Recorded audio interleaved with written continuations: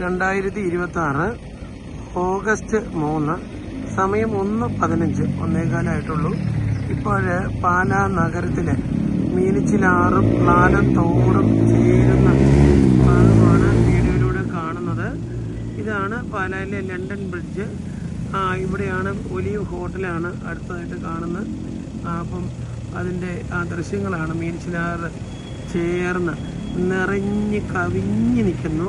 അതായത് കൃത്യം പറഞ്ഞാൽ ആറ് കവിഞ്ഞ് റോഡിലേക്കും ആ പാലത്തിലുമൊക്കെ വെള്ളം കയറി നിൽക്കുന്ന ദൃശ്യങ്ങളാണ് നമ്മൾ വീഡിയോയിലൂടെ കാണുന്നത്. ഇപ്പോൾ കണ്ട ലണ്ടൻ ബ്രിഡ്ജിൻ്റെ അടിയിൽ ചെറിയ ഗ്യാപ്പുണ്ട്. അതുപോലെ അങ്ങ് നമ്മൾ നോക്കിയാൽ അറിയാം ഈരാറ്റുപേട്ടയിൽ നിന്ന് ഒഴുകി വരുന്ന ആറാണ്. ഇപ്പം 3 ദിവസമായിട്ട് ഇങ്ങനെ വെള്ളം കയറി കിടക്കുന്നതുകൊണ്ടേ പാലായിൽ അങ്ങനെ വലിയ അഴുക്കുകളൊന്നുമില്ല. കുറച്ച് കുപ്പിയൊക്കെ ഒഴുകി വരുന്നതുണ്ട്, എന്നാലും വലിയ അഴുക്കൊന്നുമില്ല. താരതമ്യേന വലിയ കലക്കലില്ലാത്ത വെള്ളമാണ്. കഴിഞ്ഞ രാത്രി കിഴക്കൻ മേഖലയിലും പെയ്ത മഴയുടെ വെള്ളമാണ്. അത് വലിയ ഉരുളൊന്നും പൊട്ടിയതായിട്ടല്ല തോന്നുന്നത്. ഇങ്ങനെ വലിയ പാലമാണ് നമ്മളീ കാണുന്നത്.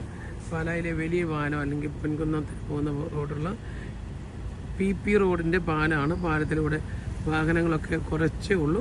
കാര്യമായിട്ട് വലിയ വാഹനങ്ങളൊന്നും ഓടുന്നില്ല. ബസ് ഗതാഗതമൊക്കെ ചെറിയ രീതിയിലൊക്കെ ഉണ്ട്. കോട്ടയം റൂട്ടിലോട്ടൊക്കെ വാഹനങ്ങളൊക്കെ കടന്നു പോകുന്നുണ്ട്. അതിൽ വെള്ളം സാവധാനം ഇപ്പം ഉയർന്നു വരുന്നുണ്ട്. ഉയർന്നു വരുന്നത് ഒരു 2 മണിക്കൂർ കൊണ്ട് നിൽക്കുമെന്നാണ് കരുതുന്നത്. ഈ കഴിഞ്ഞ ദിവസത്തെ വെള്ളപ്പൊക്കത്തിൽ ഈ ഭാഗത്തെല്ലാം ശക്തമായിട്ട് വെള്ളമായിരുന്നു. എന്നാലും ഇപ്പോൾ അവിടുത്തെ വെള്ളം എല്ലാം കുറഞ്ഞു. ആറൊക്കെ ശാന്തമായിട്ട് ഒഴുകുക. നല്ല ഒരു തെളിഞ്ഞ കാലാവസ്ഥയാണ് ഇപ്പോൾ പാലായിൽ കാണുന്നത്. ആകാശമൊക്കെ നല്ല തെളിഞ്ഞു നിൽക്കുന്നു. നല്ല തെളിഞ്ഞ കാലാവസ്ഥ. ഏതായാലും ഇന്നും കൊണ്ടൊക്കെ വെള്ളത്തിന്റെ വലിയ പ്രളയത്തിന്റെ സാധ്യതയൊക്കെ ഒഴിവായിട്ട് വരുമെന്നാണ് കരുതുന്നത്. ഈ സമയത്ത് പാലായിൽ താഴ്ന്ന പ്രദേശത്തുള്ളവരെയൊക്കെ നഗരസഭ ഇവിടെ ദുരിതാശ്വാസ ക്യാമ്പ് തുറന്നിട്ടുണ്ട്. സ്കൂളിലാണ്, ഇവിടുത്തെ ഗവൺമെന്റ് സ്കൂളിലാണ്. അപ്പോൾ എല്ലാ സൗകര്യങ്ങളും ഒരുക്കിയിട്ടുണ്ട്. താമസിക്കാനുള്ള സൗകര്യം, നല്ല ടോയ്ലറ്റ് സൗകര്യം, എല്ലാവർക്കും ഭക്ഷണമൊക്കെ ഒരുക്കിയിട്ടുണ്ട്. പാലായിൽ അങ്ങനെ ആവശ്യമുള്ളവരൊക്കെ ദയവായിട്ട് അവിടെ എത്തിച്ചേരണം.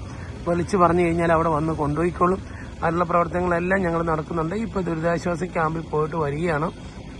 അവിടെ ഉച്ചഭക്ഷണം കൊടുക്കുന്ന ക്രമീകരണങ്ങൾ നടത്തിയിട്ടുണ്ട് നഗരസഭ. അതോടൊപ്പം തന്നെ പറയാനുള്ളത്, നമുക്കറിയാം ഈ വെള്ളപ്പൊക്കവുമായിട്ട് ബന്ധപ്പെട്ട് കെടുതികളുള്ളവരെല്ലാം ഇതിനുശേഷം കൃത്യമായിട്ട് അപേക്ഷ കൊടുക്കേണ്ടത് നഗരസഭയിലും അതുപോലെ വില്ലേജിലും ഒക്കെ അപേക്ഷ കൊടുക്കേണ്ട സാഹചര്യമുണ്ട്. അതിലെല്ലാം കൊടുക്കണം. അതോടൊപ്പം തന്നെ ഗവൺമെന്റ് ചെയ്യുന്ന പറ്റുന്ന എല്ലാ സപ്പോർട്ടുകളും ജനങ്ങൾക്കൊപ്പം ഉണ്ട്. ഈ സാഹചര്യത്തിൽ ഇത് പ്രകൃതിക്ഷോഭമാണ്. നമുക്ക് നേരിടുന്നതിന് പരിമിതികളുണ്ട്, എല്ലാവർക്കും അറിയാം. അതോടൊപ്പം ഇപ്പം ഈ വലിയ വെള്ളം ഈ പാലായിൽ ഒഴുകി പോകുന്ന വെള്ളം ഒഴുകി എത്താൻ പോകുന്നത് നമുക്കറിയാം ഈ നമ്മുടെ പടിഞ്ഞാറ് ഭാഗത്തേക്കാണ്. കേരളത്തിന്റെ അല്ലെങ്കിൽ നമ്മുടെ പറഞ്ഞ കോട്ടയം ജില്ലയിലെ പടിഞ്ഞാറ് ഭാഗം, അയ്മനം, ആർപ്പൂക്കര എന്നുള്ള പ്രദേശങ്ങളിലേക്കും എല്ലാം കുട്ടനാടിലേക്കും എല്ലാം വെള്ളം ഒഴുകിയെത്തും. ആ വെള്ളം ഒഴുകിയെത്തുമ്പോൾ അവിടെ വലിയ നാശനഷ്ടങ്ങളുണ്ടാവും. അതുകൊണ്ട് തന്നെ അവിടെയുള്ളവർ കൂടുതൽ കരുതിയിരിക്കണം. അതിനുവേണ്ട ക്രമീകരണങ്ങളൊക്കെ അവിടെ നടത്തണം. ഇതൊക്കെ പറയാനുള്ളൂ. ഈ ലോകമെമ്പാടുമുള്ള പാലാക്കാർ എപ്പോഴും പാലായിലെ ഓരോ ദിവസത്തെയും വെള്ളത്തിന്റെ ലെവൽസ് ഒക്കെ എങ്ങനെയാണ്, പാലായിൽ വെള്ളപ്പൊക്കമാണോ, ഇപ്പോഴത്തെ സിറ്റുവേഷൻ എങ്ങനെയാണെന്നുള്ളത് കാത്തിരിക്കുന്നവരാണ്. അതുകൊണ്ടാണ് ഈ സമയത്ത് ഇങ്ങനെ വീഡിയോ ചെയ്തുകൊണ്ട് ഞാൻ മഴയുള്ളപ്പോഴും ഈ സമയം മഴയും പൊഴിയും പാലാക്കാരും എന്നുള്ള വീഡിയോ ഞാൻ ചെയ്യാറുണ്ട്. എൻ്റെ പേര് ബിജു മാത്യൂസ് എന്നാണ്. ഞാൻ പാലാ നഗരസഭ കൊട്ടാരമറ്റം 24-ാം വാർഡിന്റെ കൗൺസിലറാണ്. പാലായിൽ വ്യാപാര സ്ഥാപനം നടത്തുന്നു.